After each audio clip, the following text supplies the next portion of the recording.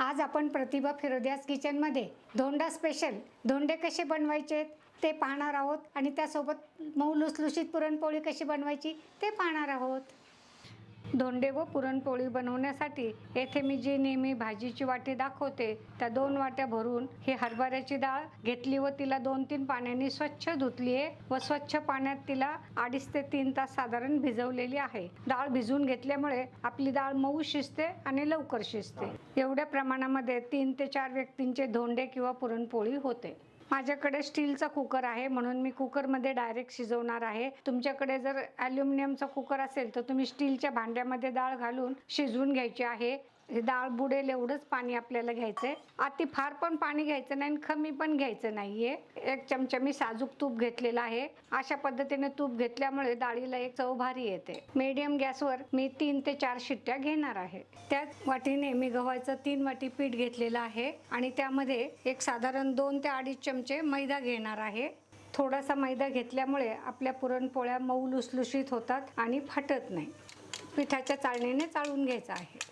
चवीनुसार मीठ घेतलेलं आहे आणि 1.5 चमचा शुद्ध तुपाचं मोहन घेतलेलं आहे। असं दोन्ही हाताने पिठाला मोहन लावून घेतलं म्हणजे ते सगळीकडे व्यवस्थित लागलं जातं। थोडं थोडं पाणी घेऊन हे पीठ आपल्याला मळून घ्यायचं आहे।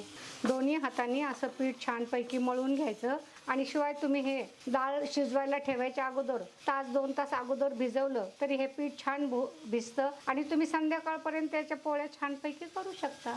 एवढं ढिल्लं पीठ मी मळून घेतलेलं आहे। गरज वाटली तर आपण परत हवं तर थोडं पाणी टाकून ढिल्लं करून घेऊ शकतो। सुरुवातीला पीठ फार पातळ बनवू नका। थोडा तेला तुपाचा हात लावून असं पीठ परत थोडं मळून हे भिजायला ठेवायचं आहे। डाळ आपली छानपैकी शिजलेली आहे। जर इथे तुम्हाला वाटतंय की थोडी माझी डाळ कच्ची राहिली आहे तर थोडंसं गरम पाणी टाकून परत एखादी शिट्टी देऊन घ्या म्हणजे डाळ कच्ची नाही राहिली पाहिजे। ही डाळ मी एका चाळणीत काढून घेतलेली आहे आणि यातलं आपल्याला पाणी काढून घ्यायचं आहे। हे पाणी मी कटाच्या आमटीला वापरणार आहे आणि यातली थोडीशी डाळ पण आमटीला वापरणार आहे। जाडबुडाच्या कढईला मी थोडंसं तूप लावून घेतलेलं आहे आणि आपल्याला आता ही डाळीतलं सगळं पाणी काढून घ्यायचं आहे आणि ही डाळ आपल्याला थोडीशी गरम करून घ्यायची आहे। तर मी थोडीशी डाळ आमटीसाठी ठेवणार आहे। आमटीचा मसाला बनवला आहे त्यामध्ये ह्या डाळीचा आणि ह्या कटाचा उपयोग करणार आहे। यातलं पाणी कमी होईपर्यंत 1-2 मिनटं ही डाळ अशीच आपल्याला परतून घ्यायची आहे। असं केल्यामुळे आपल्या पुरणाला पाणी सुटत नाही। आता या डाळीतलं पाणी कमी झाल्यानंतर आमटीसाठी डाळ थोडीशी काढून घेतली म्हणजे आपण 2 वाटी डाळ घेतली होती तर आता मी साधारण 1.5 वाटी किंवा 1.25 वाटीच गूळ घेणार आहे। तुमच्या आवडीनुसार तुम्ही जास्त गोड किंवा कमी गोड कसा हवे ते घेऊ शकता। गूळ आपल्याला एकदम बारीक करूनच घ्यायचा आहे म्हणजे पुरण आणि गूळ एकत्र लवकर होतं। यामध्ये मी 1/2 चमचा सुंठ पावडर घेत आहे। 1/2 चमचा बडीशेप घेत आहे। 5-6 इलायची बारीक करून घेतलेल्या आहेत त्याची पावडर करून घेतलेली आहे आणि अगदी थोडंसं जायफळ घ्यायचं आहे। आता हे पदार्थ घातल्यामुळे आपल्या पुरणपोळीला आणि धोंड्याला छानपैकी चव येते। आता तुमच्या आवडीनुसार इथे तुम्ही अर्धा गूळ आणि अर्धा साखर पण वापरू शकता। डाळ आणि गूळ असं सतत मिक्स करत राहायचं म्हणजे पुरण आपलं खाली लागत नाही आणि एकजीव होतं। 3-4 मिनिट परतून झाल्यावर आपल्याला पुरण आणि गूळ खूप चिकट पण नाही करायचं म्हणजे त्याचा पाक नाही झाला पाहिजे आणि असं स्मॅशरने बारीक केलं म्हणजे आपलं पुरण त्याच्यामध्येच बऱ्यापैकी बारीक होतं। गॅस माझा बारीकच आहे आणि आपल्याला असं सावकाश हे सगळं पुरण बारीक करून घ्यायचं आहे। हवं तर गॅस तुम्ही बंद पण करू शकता। कढई मी खाली घेतली आहे आणि आपल्याला गरम असतानाच हे स्मॅशरने पुरण असं बारीक करायचं म्हणजे पटपट ते बारीक होतं। तुमच्याकडे स्मॅशर नसेल तर एखादा स्टीलचा असा तांबे घेऊन त्यांनी पण तुम्ही हे पुरण बारीक करू शकता। तुम्हाला जर वाटलं की थोडंसं पुरण पातळ वाटतंय तर थोडंसं तुम्ही परतून घेऊ शकता हे आणि 2 वाट्या हरभऱ्याच्या डाळीला तुम्ही 1.25-2 वाटी किंवा 2 वाटी गूळ घेऊ शकता। आता हे थोडंसं आपल्याला थंड होऊ द्यायचं आहे। आता माझी जाडबुडाची कढई आहे त्यामुळे मी हे यामध्ये असंच 2-3 मिनिटं परतत राहणार आहे म्हणजे जरी पाणी असलं तरी ते आटत राहतं। थोडं गरम असतानाच ह्या पुरणाच्या चाळणीने आपल्याला हे पुरण चाळून घ्यायचं आहे म्हणजे काम आपलं सोपं होतं। आणि तुमच्याकडे जर ही चाळणी नसेल तर तुम्ही मिक्सरच्या छोट्या भांड्यामध्ये सुद्धा हे पुरण बारीक करून घेऊ शकता। खूप छान होतं।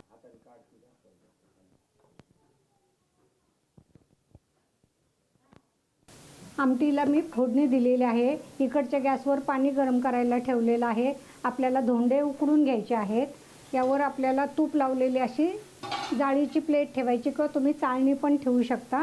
आणि इथे पीठ आपल्याला व्यवस्थित अजून छानपैकी मळून घ्यायचं आहे. आपलं पुरण पण एकदम छान झालेलं आहे. पातळ झालेलं नाही, फार घट्ट झालेलं नाही. आता इथं अजून एक महत्त्वाची टीप, जर तुम्हाला वाटलं की आपलं पुरण थोडंसं पातळ वाटतंय तर तुम्ही काय करायचं, पुरण तयार करून फ्रीजमध्ये तासभर ठेवलं तरी ते छानपैकी घट्ट होतं. आणि हे पुरण तुम्ही 2-3 दिवस पण वापरून त्याच्या ताज्या ताज्या पोळ्या करून खाऊ शकता. गव्हाचं पीठ आणि तांदळाचं पीठ हाताला लावायला घेतलेलं आहे. आणि आपल्याला आता एकदम छोटा पेढा एवढाच उंडा घ्यायचा आहे. आणि असं गरज पडली तरच पिठाचा हात लावायचा आहे किंवा तुपाचा हात लावायचा आणि अशी छोटीशी वाटी बनवायची आहे. आता कुणाकडे तांदळाचं पीठ असतं किंवा नसतं. हे पहा, अगदी त्याच्यामध्ये आपल्याला छोटे छोटे धोंडे करायचे, फार मोठे धोंडे खावत नाहीत. आणि आपण जसा मोदक करतो तसं हे व्यवस्थित मोदकसारखं आपल्याला धोंडा तयार करून घ्यायचा आहे. हे तोंड व्यवस्थित बंद करायचे. उरलेलं पीठ आपल्याला काढून टाकायचं आहे. आणि अगदी हलक्या हाताने हे पहा असा मस्तपैकी धोंडा आपला तयार होतो. अशा पद्धतीने मी आपले धोंडे तयार करून घेत आहे. आमच्याकडे उकडलेलेच धोंडे आवडतात. बरेच जण हे धोंडे तळून पण खातात. तुम्ही धोंडे तळून पण खाऊ शकता. पण एवढंच आहे की धोंडे बनवताना ते व्यवस्थित बंद करणं पण तेवढंच गरजेचं आहे. धोंडे मी सगळे घडवून घेतलेले आहेत. मीडियम गॅसवर हे 10 मिनिट आपल्याला उलटे पालटे करून वाफवून घ्यायचे आहेत. साधारण 7-8 मिनिट झालेले आहेत. आपले धोंडे छान एक बाजूने वाफवलेले आहेत आणि मस्त टम्म फुगलेले आहे. गॅस बारीक करायचा आहे व धोंडे फुटू न देता ते आपल्याला उलटे करून घ्यायचे आहेत. आता दुसऱ्या बाजूने पण आपण 7-8 मिनिट याला उकडून घेऊया. पुरणपोळी करताना आपल्याला छोट्या छोट्याच पोळ्या सुरुवातीला तुम्ही करायच्यात, म्हणजे काय होतं, फुटत नाही. नवीन करताना पिठाचा प्रॉब्लेम असतो, पुरणाचा प्रॉब्लेम असतो. तर हे थोडंसं तांदळाचं आणि गव्हाचं पीठ लावून आपल्याला हे अशी वाटी तयार करून घ्यायची आहे. कढईला बारीक करायची आहे.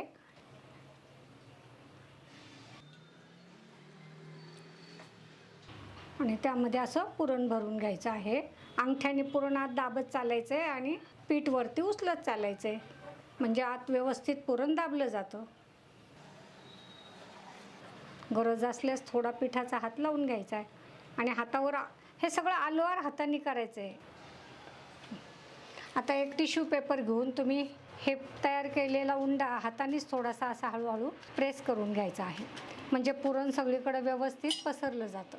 आणि हलक्या हाताने आपल्याला हे पोळी आता लाटून घ्यायची आहे. गरज असेल तर थोडंसं पीठ लावून घ्यायचं. एकदम हलक्या हाताने लाटायची, म्हणजे पुरणपोळी फुटत नाही. त्या पिठामुळं व्यवस्थित ते पुढे सरकले जाते.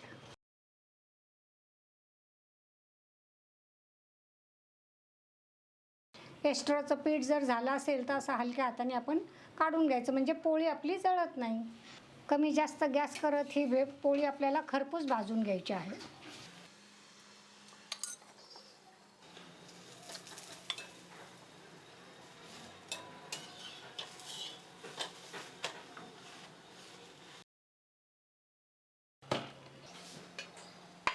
दुसऱ्या बाजूने पण आपले धोंडे चांगले वाफवले गेलेत. आता आपण हे पाहायचं की आपल्या बोटाला पीठ चिकटतं का, नाही चिकटत, म्हणजे आपले धोंडे व्यवस्थितपैकी वाफवले गेलेत आणि चांगलेपैकी शिजलेले आहेत. गॅस बंद करून टाकायचा आहे.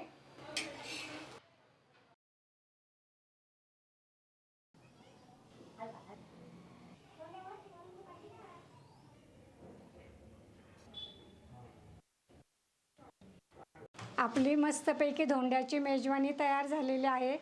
त्यावर मस्तपैकी शुद्ध तुपाची धार आहे. गरम गरम पोळी आहे, त्यावर पण शुद्ध तुपाची धार आहे. सोबत आहे मस्तपैकी चटकदार खमंग अशी आमटी आहे, भात आहे, भज्या आहेत, कुरड्या पापड्या आहेत.